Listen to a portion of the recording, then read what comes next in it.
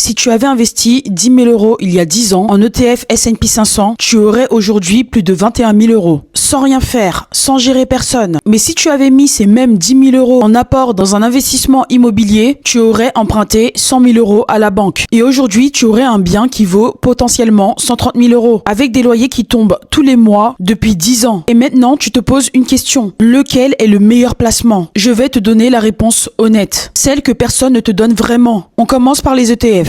Un ETF, c'est un fonds qui réplique automatiquement un indice boursier. Le S&P 500, par exemple, représente les 500 plus grosses entreprises américaines. Tu achètes une part et tu investis instantanément dans du Apple, Amazon, Microsoft, Google, tout ça en même temps pour 10 euros. N'oublie pas que le rendement historique est de 8 à 10% sur le long terme. Tu as zéro gestion, tu achètes, tu laisses tourner et tu regardes grossir. Le truc, c'est que certaines années, tu peux perdre 30% de ta valeur du jour au lendemain. Ça demande des nerfs solides et du temps devant soi. Les SCPI maintenant, c'est de l'immobilier sans les locataires. Tu achètes des parts dans un parc immobilier professionnel, bureaux, commerces, entrepôts, résidences de santé. Une société gère tout à ta place et toi, tu touches régulièrement tes loyers sur ton compte. Le rendement moyen en 2026 se situe entre 5 et 7% par an. C'est stable, c'est prévisible, c'est passif. Le truc, c'est que si tu veux récupérer ton argent rapidement, c'est pas possible. Il te faudra quelques semaines et quelquefois plusieurs mois. Donc, de la patience, les gens. Maintenant, l'immobilier physique. Tu achètes un appartement, tu trouves un locataire, tu encaisses tes loyers. Et surtout, tu utilises l'effet de levier, c'est-à-dire que tu utilises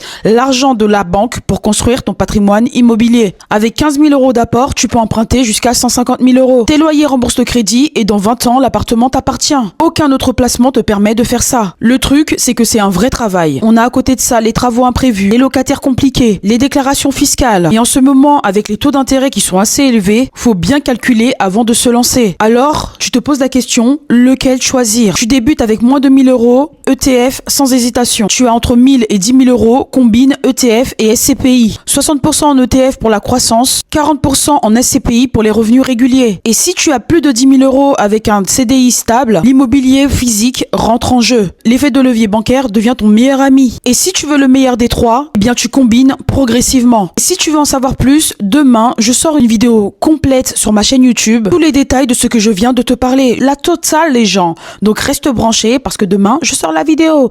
Sur ce, je te souhaite une belle journée. Bisous, ciao.